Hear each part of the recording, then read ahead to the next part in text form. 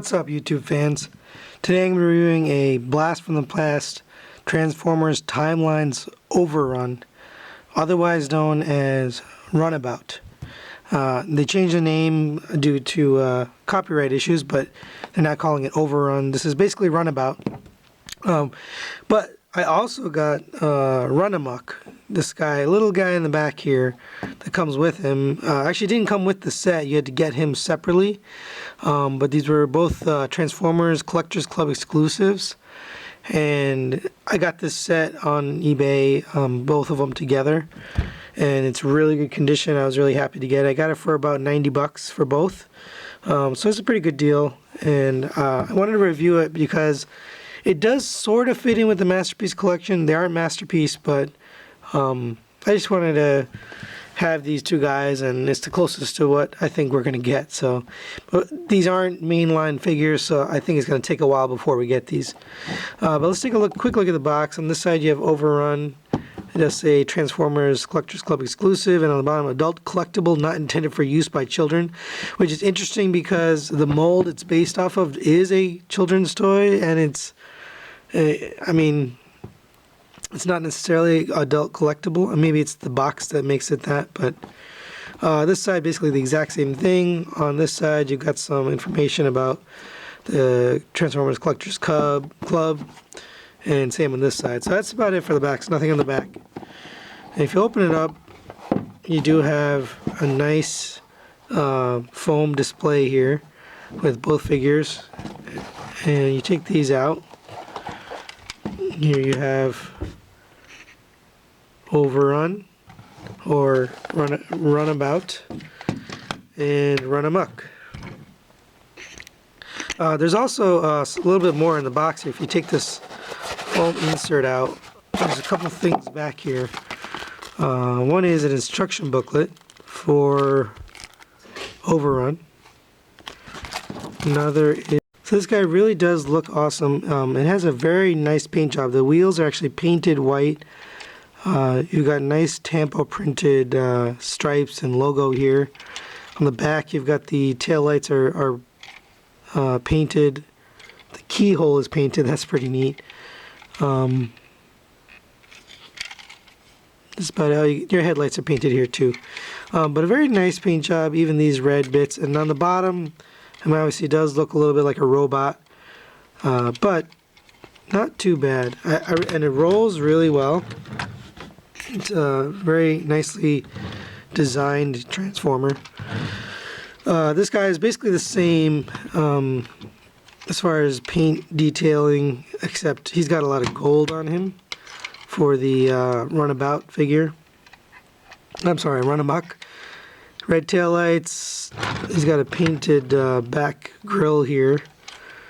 And he's also got the orange lights down here. And Runamucks are black. Oh my gosh. Runabouts are black and Runamucks are orange. They do have the nice rub logo on the top that reacts to heat, and that's pretty cool. I like that's, you know, kind of a throwback to the old Charger figure that had this on it. So these are really cool. I don't have the originals to compare, so we're not going to be doing that today.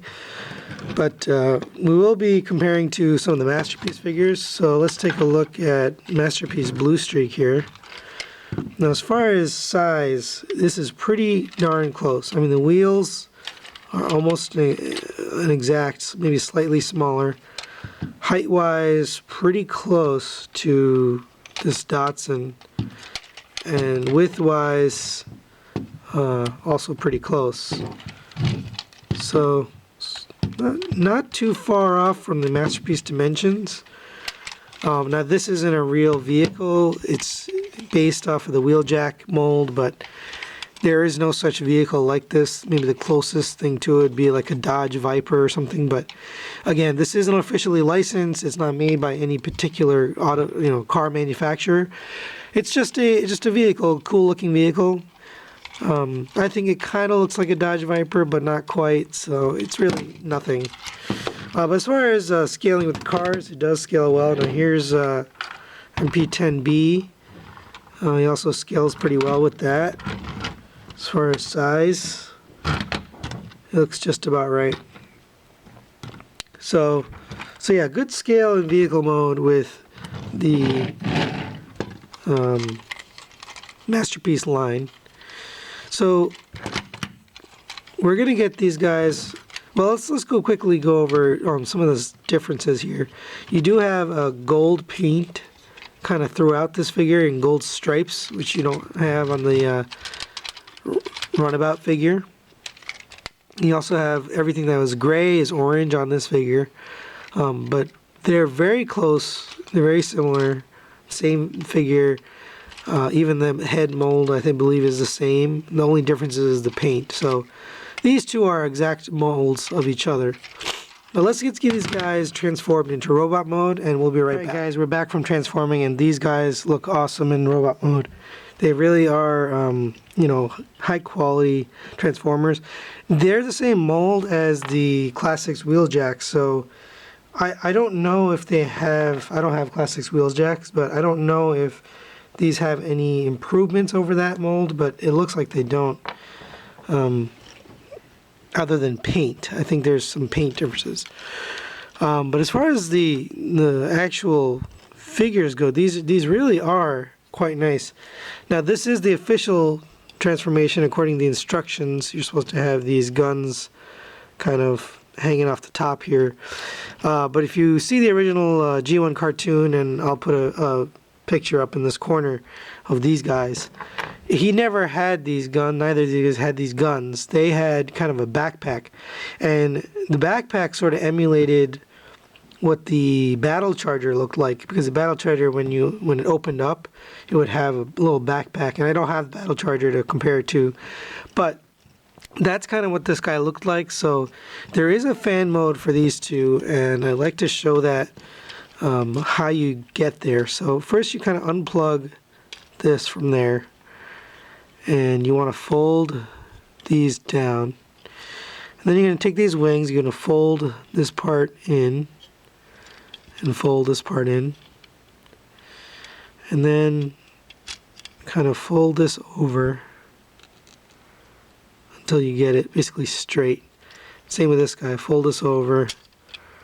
You can actually push these in too, so make these, you know, basically make those straight and then push that in. So now you've got it kind of like almost like a triangle. And then these are going to go down inside in between the red piece, the red wings that we just folded in there. So you kind of shove that in there. You can kind of see this is sort of holding that together. And you just get that down in there like that.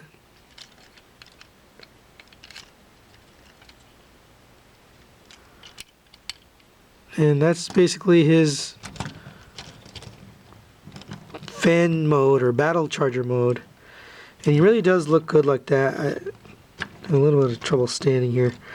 By the way, he does have nice heel spurs here, so you can set these up to hold him up better. I just wasn't doing it. But yeah, he looks really good like that. I think they should both be in that mode if you're gonna display these. I think they just look a lot better like that. The other way, it looks a lot more like Wheeljack, and in order to distinguish him from Wheeljack, I think that's what you need to do. You need to put this into fan mode. Now he does come with this weapon here, so you can get this into his hand. It just slides right in. Oops. Let's try that again.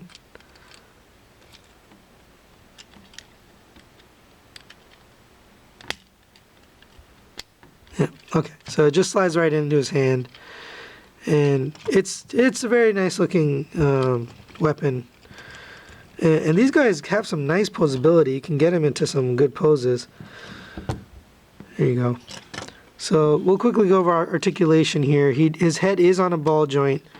By the way, the mold for the head is very nicely done. It looks very much like the G1 cartoon.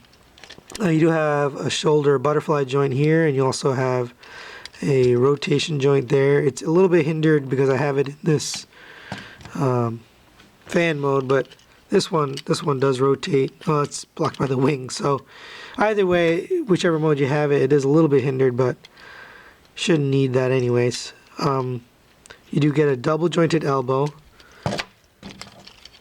but that is also hindered by this weapon. So I'll show you on this side. It is double jointed, and the hand does rotate. It doesn't turn or flex, so sorry about that. So you can rotate it, but there's not much for hand articulation, and you don't need it because the hand is so small at this point that you really don't need articulation there. Now the legs, there is a ball joint for the hip. There is a not quite a double jointed knee, but you get 90 degrees.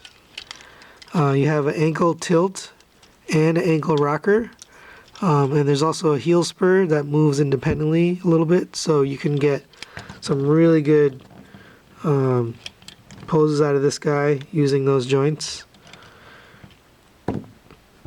Yeah, I think this is a great transformer.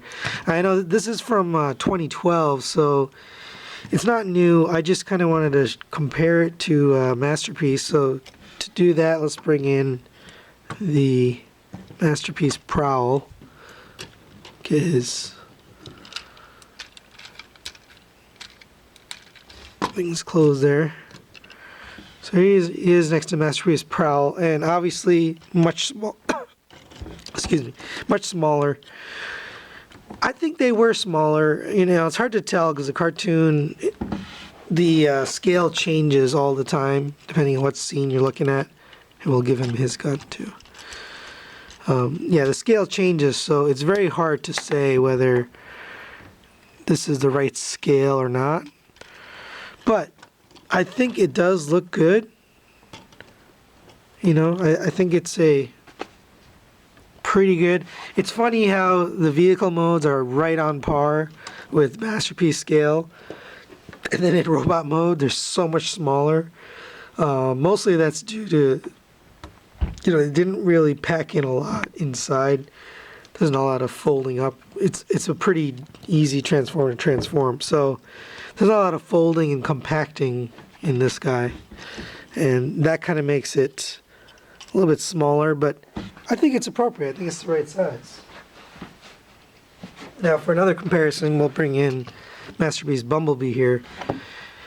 Now he does look like the right size next to them. He's actually smaller, and the Decepticons had some small guys too, and I think these two are perfect. They fit that role perfectly. I do prefer the Battle Charger mode. I think that's the better mode for this robot. Although it's nice to have this option with the wings, I feel like this is more of a wheeljack thing, so not having that is better. Now you do have the option to take these off and make those into weapons too. You can use those as batons, or I think it was a wrench for wheeljack. These were little wrenches, but you could make that into like a baton where you can beat somebody with it. I kind of like it, but again, not accurate to the G1 cartoon, so I probably wouldn't do that.